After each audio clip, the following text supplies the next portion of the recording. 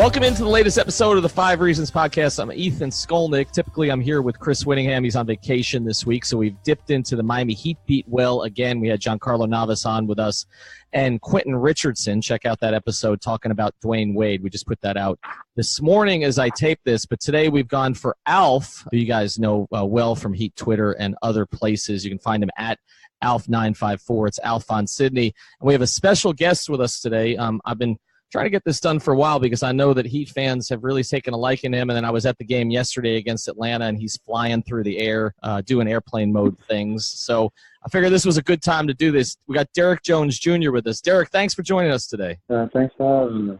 So you actually have to get on a flight. You can't just, after what you did yesterday, can't just like fly to Charlotte. Like, because I mean, you were you were way over the rim yesterday. And before we kind of get into your bio and some of the things that you had to go through to get to where you're at, do you have a favorite in-game dunk? Is there one that you've had that, like, for you is above all the others? Yeah, when I was younger, when I was like 16, 17, on the AAU circuit, I did a 360 between the legs on a fast break.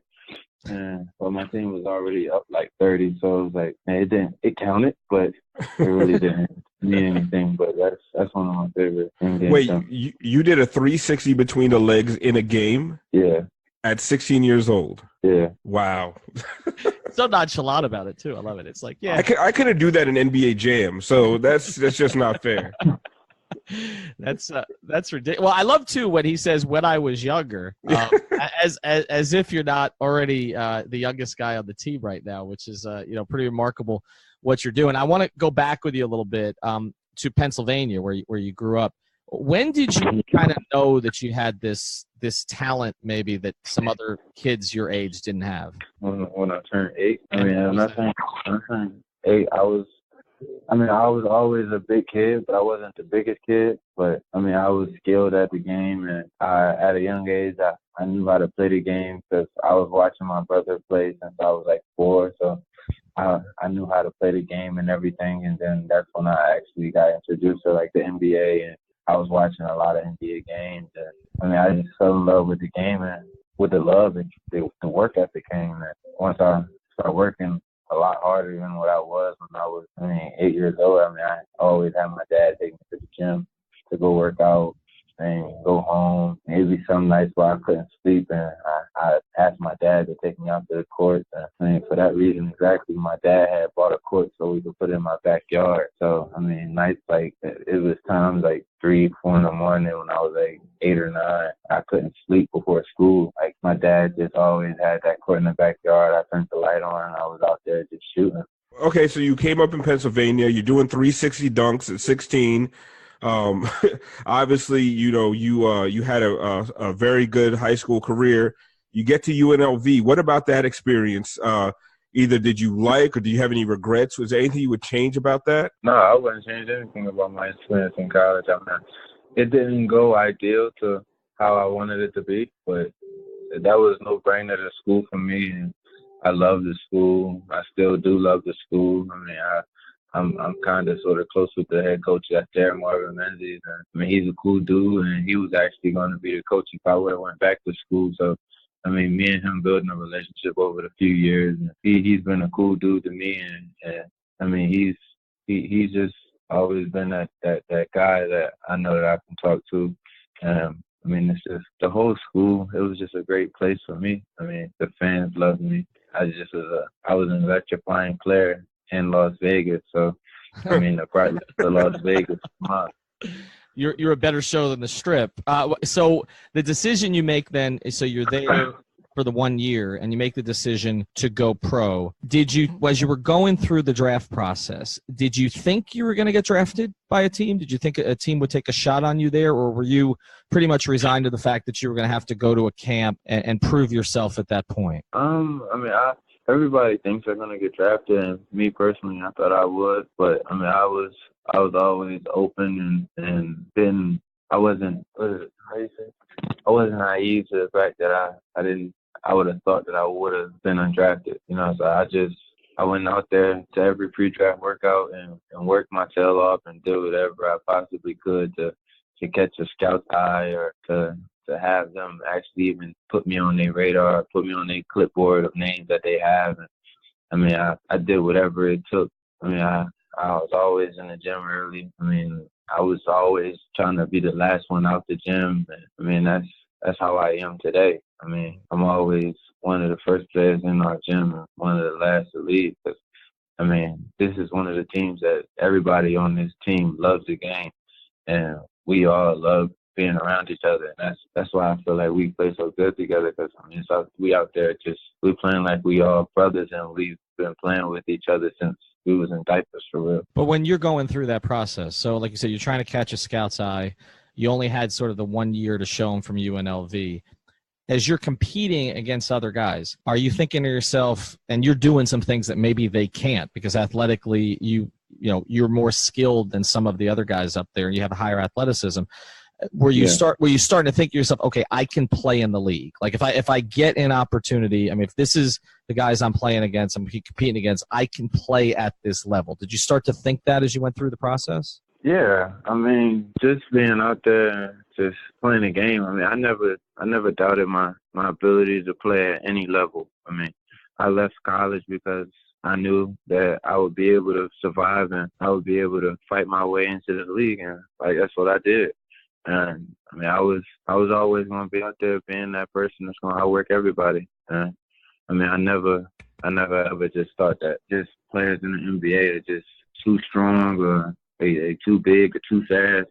I mean, I always adjusted to my surroundings, and that's something that was easy for me. Well, talking about like your athleticism when compared to other guys, one of my favorite things is when I'm watching Heat highlights and I'm watching highlights after on NBA TV. Whenever you do something crazy, the guys on the panel, they all go nuts, and they always say one thing: I can't believe the Suns let this guy go. So, and I don't know how that makes you feel, if it makes you feel good or there's regret there. What do you think happened with the Suns? Because when we watch you play, when people see you play, no one knows what happened there. Yeah, I mean, I don't really know what happened either. I mean, to be honest, it's just a business decision, and that's something that they made in a business way. I mean, I can't speak on behalf of them on why they waived me. I mean, I just know that I got waived from the Phoenix Suns. And, I mean, it wasn't something that broke me. I mean, it's just another stepping stone in my life. It's just another milestone in my life. And, they waived me, and it didn't do anything but make me work harder. The day they waived. Did it do you? I mean, do you think when you're looking at the numbers there that it might be coming? Because like Alf's saying, you're not a guy who was a fully formed product. I mean, you're not a 27, 28-year-old where they knew what they had. I mean, you're somebody who obviously had upside and a place you could get to maybe beyond where you were right then. So did you see it coming, or did it take you by surprise? I didn't necessarily see it coming, but I was kind of expecting it, really. I mean, me and my agent, we talked a lot, and I mean, he told me that the trade deadline and all that was coming up, and the deadline from my contract when I was in Phoenix to become guaranteed was coming up, and he didn't know what was going to happen. He assumed that I was going to be with the team and everything, but I mean, me and him just sitting down talking about everything and just weighing my options, and I mean, just letting me know what teams are actually interested in me if they do let me go, and if I clear the waiver. I mean, it's just. What were your initial conversations then? Because with the Heat, because you said there were teams that you heard were interested. So here's Miami, a team that obviously, I mean, let's be honest, has had more structure, to their organization over the past 20 years than maybe Phoenix has recently. And you find out that Pat Riley, Eric Spoelstra, that this organization is interested in you. What did that feel like for you? And what were those, take us through, if you can, a little bit of those initial conversations that you had with the Heat organization about what they maybe expected from you? The conversation was good, really. I mean, when my agent told me that they had interest in me, I really didn't believe them. I mean, I believed them, but it was just shocking to me because, I mean, this is the NBA culture. And, I mean, just having Coach Spoelstra and Coach Riley around us like that, I mean, you just want to be great. And and they're not going to allow they're not going to accept anything but greatness from you. So, I mean, just having them wanting me to be on this team, and I know that they expecting me to come in here and work my tail off from day one. That's one thing that I did, because when you're on this team, everybody's working hard. So you don't want to be that single person that's out there that's not doing your work. I mean, you working, but you being so casual about it, being so nonchalant about it. I mean, everybody here works hard. I mean, from the first player to the last player, from the first coach to the last coach, from the first person in the office to the last person in the office. I've never seen anybody in this organization that hasn't been working hard. I mean, everybody out here is just working hard, and we all feel like it's just like a whole family. Well, as a Heat fan, I could say that we are glad you're here. And we, as a lot of the Heat fan base, we're really excited about the young core, and we have a hashtag. We call it the kids.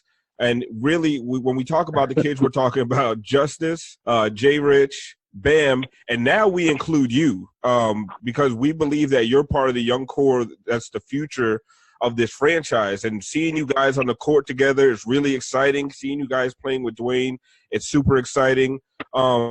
What is your relationship with those other three guys? Do you guys see what's happening? Do you see something forming there? Are you as excited about it as we are? Yeah, we're very excited. I mean, just from the jumps that everyone took from last year. I mean, from last year, Jay Rich was he was our scorer, but like he's one of our main options, and he accepted that role, and he's out there doing what he has to do. Man. Justice, I mean, we've asked Justice to play from the 5 at sometimes. I heard when he was playing the 5 in the playoff at one point, to playing the 4, to playing the 3, to the 2, to the 1. So I mean, we asking a lot out of Justice, and I mean, he's doing nothing but leading the team, and I mean, doing his absolute best. And I mean, that's one thing that we all can ask of him, is just do his best out there. And I mean, we know nobody's perfect. I mean, everybody's gonna make mistakes, but I mean, Justice out there doing a great job, and he's doing a wonderful job just leading his team. And I mean, Bam is a freak athlete. Man, I never seen, like I've been telling him for the longest since we knew each other as teenagers. I never seen anybody with his size, his strength, to be able to move so quick and so agile, and being able to jump so high. I mean, I know I jump high, but it's like seeing him do that it's different to me. I mean, and my game is, I mean, I feel like I took my game to another level. Because last year I really wasn't shooting the ball when I got my open shots. So I wasn't making shots. But now it's just my confidence is at another level. I mean, I just go out there and play the game like it's supposed to be played. That actually leads me to a follow-up question. Because one of the funniest, recently, you know, when the Heat have been out there, not recently, like over the last couple of years, there's been a lot of tough players. There's been a lot of veterans. When you and Bam are on the court, I say it all the time. The Heat go to, they're now the most athletic team on the court when you guys are out there. So between the two of you, who's the better athlete? You know me, I would say that's a tough one, honestly. But I'm gonna give it to Bam. I mean, not a lot of people. Oh, wow. Not a lot of people would do that, but I give it to Bam because I mean, like I said, the things that I've seen him do is it's like jaw dropping.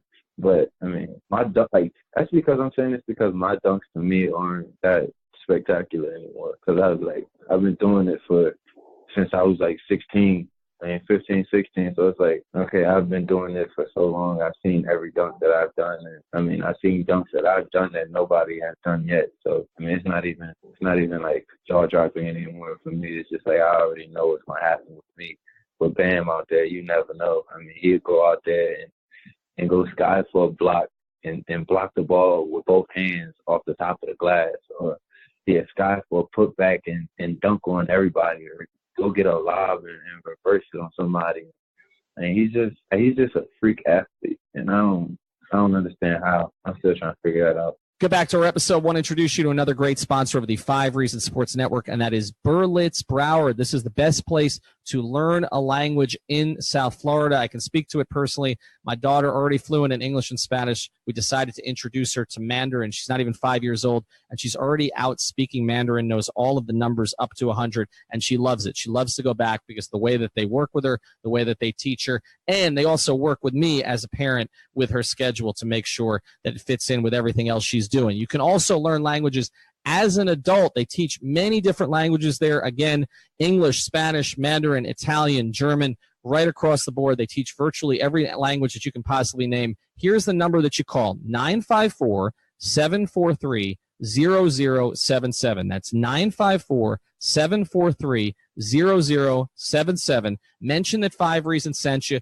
They'll take care of you. Never too early to learn a new language. Well, it's funny, when he was drafted, Pat compared him to Sean Kemp, and I think people are starting to see that a little bit, because there was, there's definitely some similarities there in terms of what Kemp looked like early in his career before he got a little bigger as he went forward, but in those first couple of years. But I want to ask you a couple questions off last night because against Atlanta, because like you say, I mean, this stuff is old hat to you, but I'm sitting in the crowd last night, and you had 2 in a row that the fans are going crazy about. And then there were a couple of other things that happened in the game, and afterwards I wanted to touch on.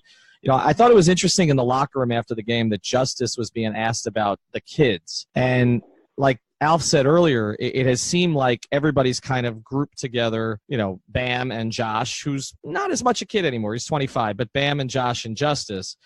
And Justice made sure yesterday when the media was talking to him to say, make sure you include DJJ in that because he's part of us now. And when I hear you talk about Bam, I hear this sort of selflessness also. I mean, you guys, it's unusual, I think, in NBA locker rooms for guys to be so supportive of each other as they're coming up. I guess that's got to be one of the better things that's happened with this team this year. Yeah, I mean, like you said, we are selfless. I mean, we want everybody to be great. So by any means necessary, I'm going to do whatever I can to make sure that my teammate is great. So if my teammate's coming off a ball screen and I'm setting the screen, I'm going to make sure that I set the best screen so that my teammate can get the ability to get downhill. And if he can get downhill, then that's going to open up more for me because my man has to help on the screen. So if my man helps, then I get the ball, and somebody else may have to help. And if I kick it to somebody else, then that's making them be great by making that shot. So, I mean, we all want each other to be great, and we all want to see each other succeed. So, and it's like it's not fake love. It's all genuine. I mean, I really love every guy on this team, like he's my brother. I mean, like my mom ain't have him, but like I've been telling people, blood can't make us closer. I mean, I treat these guys like they're my brother. I told them if they ever need anything in life, they already have my number. I'm only one phone call away from these guys. Last night on the other side of the court was a guy who's exactly twice as old as you. In Vince Carter, which is crazy. I mean, you can fit 2 of your ages into his, and he's out there on the court. He's become a different player. Obviously, he's more of a 3-point shooter now. He as fast as he used to, doesn't jump as high. But has Vince or any of the other sort of elite dunkers in the league ever said anything to you, ever praised kind of what you do? I mean, is there a dunkers club in the NBA that all of you guys are a part of? Because it would seem to be a pretty small group. No, I don't think it's a dunkers club. I mean, fans might put one out there, but no, I don't think there's a dunkers club. But I mean, things that he said to me, I mean, we just actually just had conversations, really. I mean, I talked to him before the dunk contest and everything, and told him if I actually made the dunk contest, and I would actually just like talk to him about things that he's thought about when he was in his younger days in the dunk contest and dunks that he actually thought of that never did. But I mean, we just always have conversations about the basketball world. I mean, he knows that I'm not just a dunker, and he told me just make sure that I make that known because. I mean, people always throw that label out there on an athletic player when they can dunk, but their shooting ability isn't as good as their dunking ability. They always just make them a dunker. But I know that's not my game. And I mean, he has a little nickname for me. He keep calling me Skywalker every time I see him. So I'm starting to like that a little bit. You like that better than airplane mode? Nah. Airplane mode. Well, I know Alf's got some questions about the development of the rest of your game, and I want to get to that. But real quick, if you hadn't gotten hurt, you win the dunk contest, right? Like, I mean, easy, right? You win the dunk contest. I mean, people have said that. I mean, but I mean, I'm not the type to say, yeah, I'm gonna go out there and I'm gonna win. But I mean, yeah, I'm gonna go out there. I would have went out there and did my best. I know my best would have probably won up a few players, and I know I'd have been in the final round. And once I get to that final round, it's a no-brainer. That's all me. So you would have won, right? Okay, that's what we thought, because that's what we were thinking when we were watching it, and we were disappointed that you didn't get a chance to do it. But I know Al's got some stuff sort of on your development in your game otherwise. Well, Derrick, like I know we talk about the dunks a lot because that's the exciting, that's the electrifying part, like you said earlier. But what's most striking to me is two things. So I want to get your opinions on both of them. First of all, the offensive rebounding. You have turned into – it just seems you're always around the ball, especially on the offensive glass. If you're not getting the rebound yourself, you're tipping it out. I mean, what is it about your game and your approach to it that allows you to be so effective on the offensive glass? I mean, people don't believe I can shoot, so they sag off a whole lot. And they help in the paint. So once they do that, that just gives me a head full of steam to get downhill to get to the rim when somebody shoots the ball. So I mean, it's more so people not boxing out. I mean, that's the easiest thing to do. Somebody don't box you out, and go get a tip dunk or go get an offensive rebound, go make an extra play. I mean, I always been that player to make extra plays. I mean, even when I was in high school, I was the man on my team, and I was exerting all energy on the offensive end and defensive end to grab every rebound that I possibly could. So, I mean, I go out there just trying to grab every rebound. I mean, like I've been telling, I've told other people, not a lot of people know about this, but me and Bam, we actually have this little competition. It started in summer league this year that it's whoever has the most offensive rebounds by the end of the season wins. So hopefully I'm winning right now. And I get these W's for the season. Yeah, hold on. I'll ask your next question. I'm looking it up. I want to see how far ahead you are right now so we can track this over the last 19 games. But go ahead. Also, we're going to need the stakes on that bet. All right. Even if we have to get them off air, we're going to get the stakes on that bet. But another thing that I think that has surprised a lot of us, it probably doesn't surprise you, is the level of your defense. We've seen you on guys like Kevin Durant, LeBron James, and you've held your own. And I think that's been a pleasant surprise for a lot of Heat fans. We were, when you see Derrick Jones Jr. highlights, when he's coming to your team, we see the dunks and we see the flashiness, but they don't show a lot of defensive highlights. Do you feel like you've become a better defensive player since joining the Heat? And if so, who on the coaching staff or maybe even on the roster have you worked with to develop that part of your game? Honestly, me personally, I always play defense because where I'm from Chester, PA, so I go out there every day playing basketball around all the older players. And all the older players are some of the players that are, like, good basketball players, but they didn't get fortunate enough to make it to college or make it to the NBA for some reason. But going out there playing with them every day, it's just like, if I go out there and I'm not playing defense, then somebody's going to get the best of me that day. And that's one thing that I never allowed when I was younger, was for somebody to actually go out there and get the best of me and do whatever they wanted on the court against me. And that just carried on with me throughout my whole life. Whenever I step on the court, if I'm on the best player or the not so best player, I don't care. I'm going to make sure in my power, whatever I can do, I'm going to stop you from scoring that basketball, stop you from making a play. And that's just the one thing that I focus on, just going out there, just not allowing my man to do whatever they want. Because, I mean, on defense wins championships, and I want to be one of them players to get one of them defensive stops in the key game to win us that championship. So that's one thing that I really focus on is my defense. If anything, I'd probably focus on that more than offense. Can I give you the number here, where it is? You know where it is? Do you know how far ahead of Bam you are right now? Oh, I'm ahead of Bam?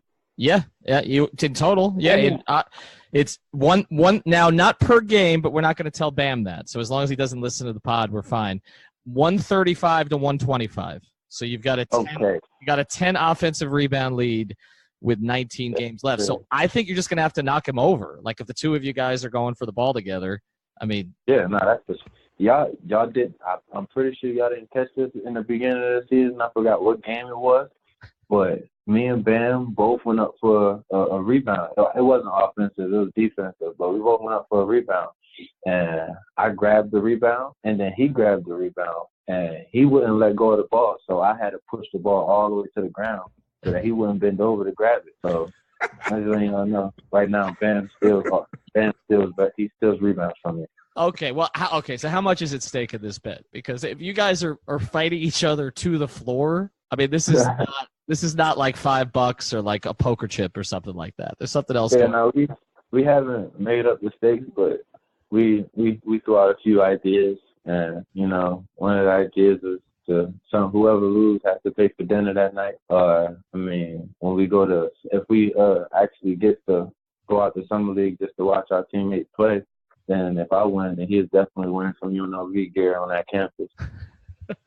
Yeah, in Las Vegas? Yeah, definitely. At Thomas and Mack? That's perfect. Yeah. He definitely. Yeah. What is I want to ask you this because you played in Phoenix. I know you weren't there long, but it's interesting. One comp I heard for you last night. I was talking to a scout who was like, and I was asking, what can Derrick Jones Jr. be? And he mentioned a player that Heat fans know, and I think this would be a pretty good comparison for you. It's Sean Marion. Do you see any comparisons there? Is there a player in the NBA that you see any sort of that you think you might be like, or former player in the NBA? No, not really.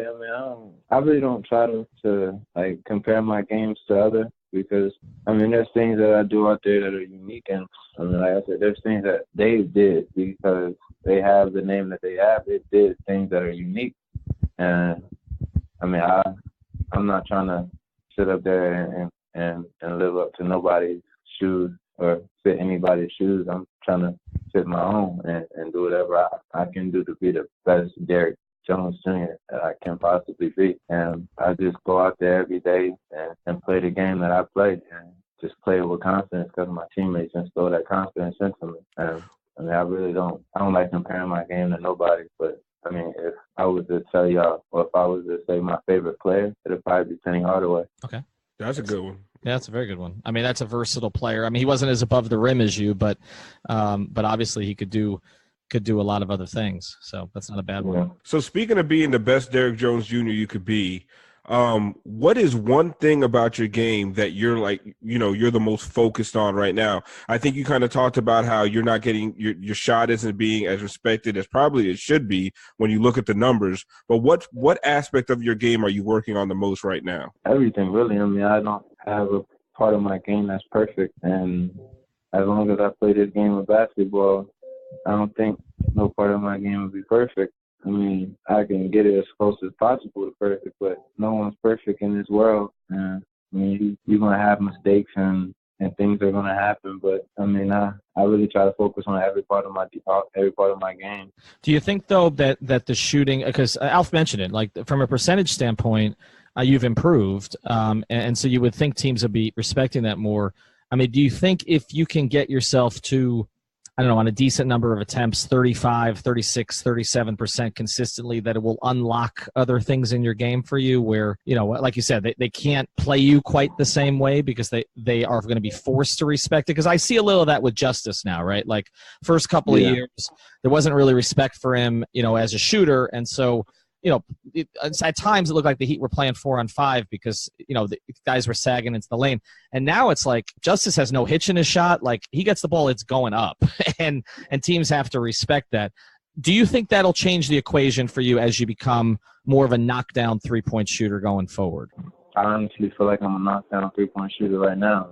Okay. And honestly, I really don't care how the defense play me. They want to keep sitting back, and that's more free threes for me. So I hope they don't change the scouting report, and they actually do keep sitting back there. That's more threes, and that's less boxing out, and that's more putback. And then you end up beating Bam in the competition for whatever the stakes are. Of course. It all works out. Final thing for you, everywhere when I see you, I up at the scrimmage in FAU, and then when it was kids' night at the arena or kids' day, I see you there with your young child.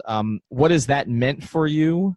Can he already fly like you can? Like, what is sort of that experience of being a father been like for you? Well, it's been great. That's my the baby that you see with me all the time is my son. He's my youngest, actually. And he just having him has been great for me.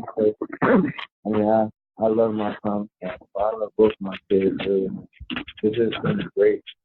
It's just been great because I'm a young kid and I have 2 kids, and it just made me grow up into a young man. And I actually look at the world different. Because now that I'm a father, I have to see the things that my children can actually go through, and it just made me to actually cherish every moment that I'm with my boys. And it's just a great feeling every day that I'm with them. As a father, man, I completely understand that. Like, I love to hear that kind of stuff. And as a Heat fan, one of the things that this is going to be the last question because we got to ask everybody since it's the one last dance. It might be UD's last season. What have you learned from those guys being in the locker room with Dwayne Wade, Udonis Haslem, about the NBA, about the Miami Heat franchise and culture, about being a champion? What is the most impactful thing you've gotten from them? Just their professionalism. I mean, those are the 2 most professional players, teammates, or people that I've ever seen in my life. I mean, like, since I got here, I was always cool with UD, and when 3 came back, it's just been, I mean, every moment he's on the floor, I just sit there and I'm studying his game because, like, it's so surreal to me from sitting up here watching him and UD playing those championships that they played in together. It's just like I was just playing 2K with them, and I was just getting buckets against my brother with them. And now that I'm actually on the same team as them, it's just a surreal moment every time I step out on that floor. Who's the best guy in 2K on the team? Me. All right, but you're not the best guy in FIFA on the team, right? Can you give that to Josh? No. Okay. Yeah, I ain't never played FIFA in my life. Well, I mean, maybe if you played it, you'd be better than Josh. But yes, listen. Tell Ethan to tell his co-host that soccer's for nerds. So that might be it. Do you play with yourself in 2K? When I use the Heat, yeah, I do. I come off the bench, and sometimes my highest scoring game on 2K was when I played with myself. I had like 37 against my brother. Okay. So they were laying off you. They were letting you shoot that 3, right? And you were knocking down the 3. So that's I was actually driving past everybody, dunking on the whole team. or that. Either one works. Either one works. All right, well, we'll be tracking this. We appreciate you doing it, but now we're going to have a daily tracker on our Twitter account for offensive rebounds for you and Bam the rest of the season. So I figure if you get about 20, 25 more, it's yours. I don't think he's going to be able to catch you. So, Derrick, we appreciate you doing this. I know the fans have really taken to you this season. They want to see you here a long time, and hopefully we'll be able to talk to you again in the future. Thank you.